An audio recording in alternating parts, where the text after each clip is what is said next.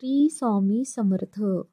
धनप्राप्तीसाठी संक्रांतीला करा हे उपाय. तर चला व्हिडिओला सुरुवात करूया.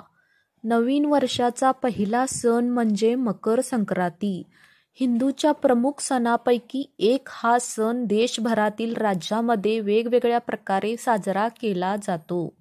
सूर्य जेव्हा राशी परिवर्तन करतो तेव्हा त्या बदलाला संक्रांती म्हणतात.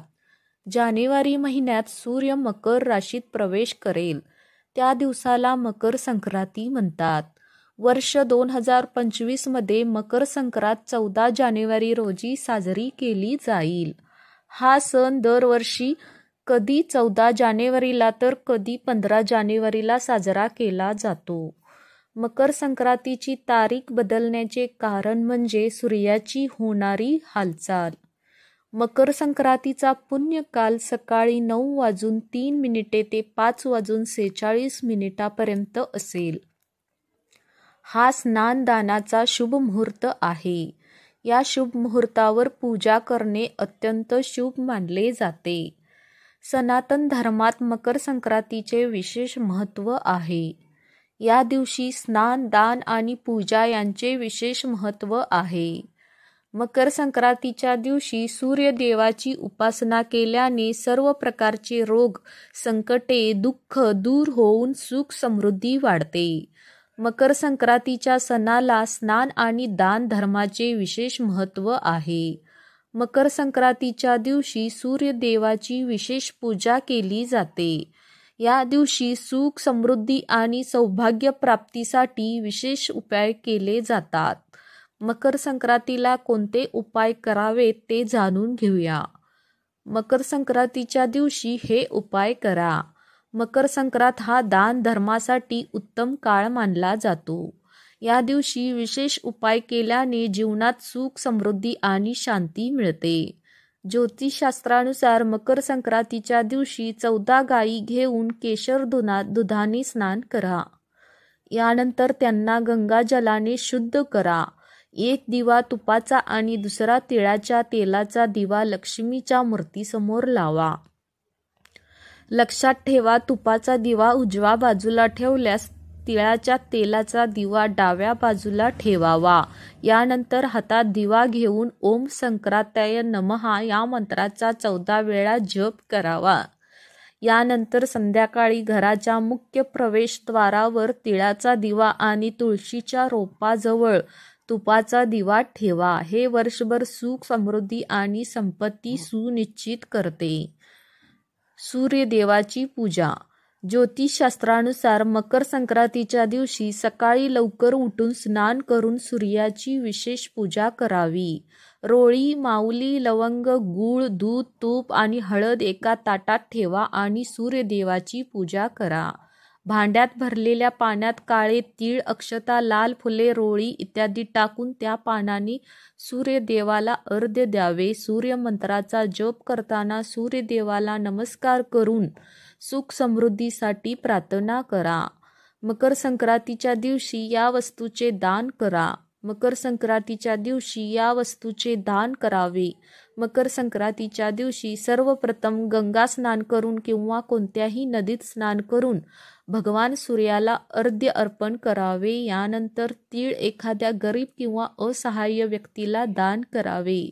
तिळाचे दान केल्याने सर्व ग्रह दोष दूर होतात. यासोबतच तांदूळ, डाळ आणि मीठ दान केल्यास वर्षभर घरात धान्याचा साठा असतो. या दिवशी शनिदेवाला लाल मिठाई, शेंगदाणे, तांदूळ, मूग डाळ, तीळ, लाल वस्त्र, डाळ खिचडी, गूळ दान केल्याने मनुष्य धनवान बनतो. मकर संक्रांतीच्या दिवशी पाण्यात काळे तीळ मिक्स करून स्नान केल्याने शनिदेव प्रसन्न होतात. प्रत्येक कामात यश मिळते. हवन.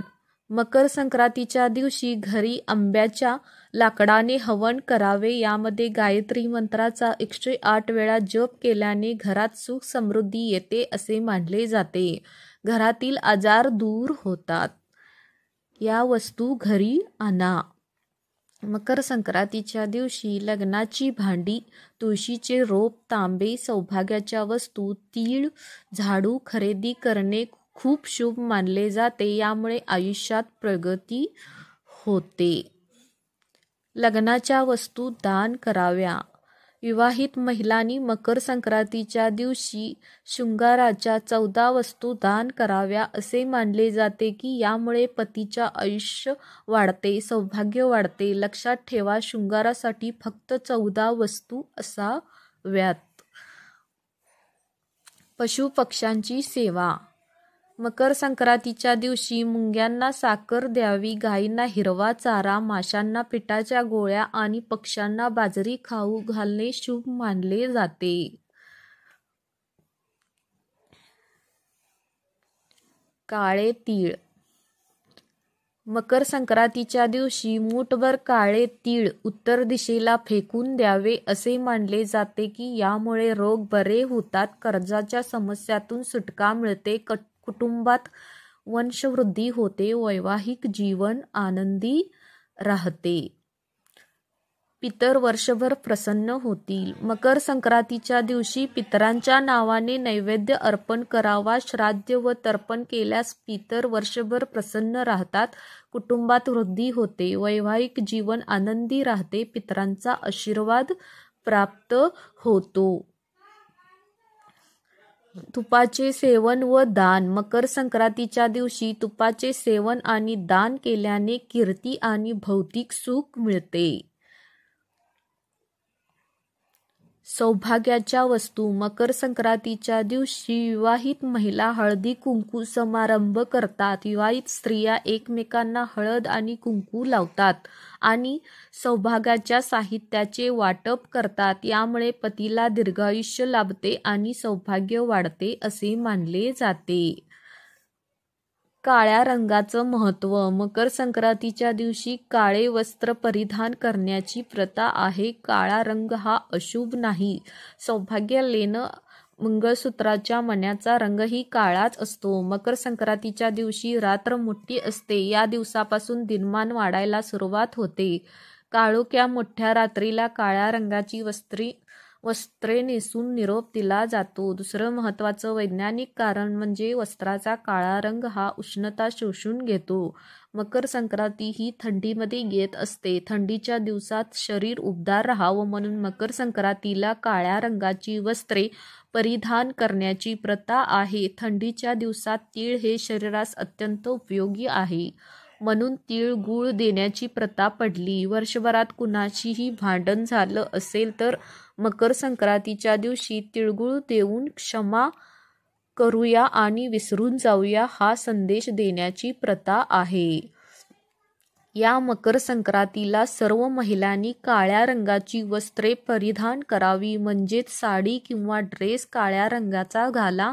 हा रंग मकर संक्रांतीच्या दिवशी अतिशय शुभ मानला जातो. जर तुम्हाला ही माहिती आवडली असेल तर चॅनलला लाईक करा, सबस्क्राईब करा आणि असेच व्हिडिओ बघायला विसरू नका.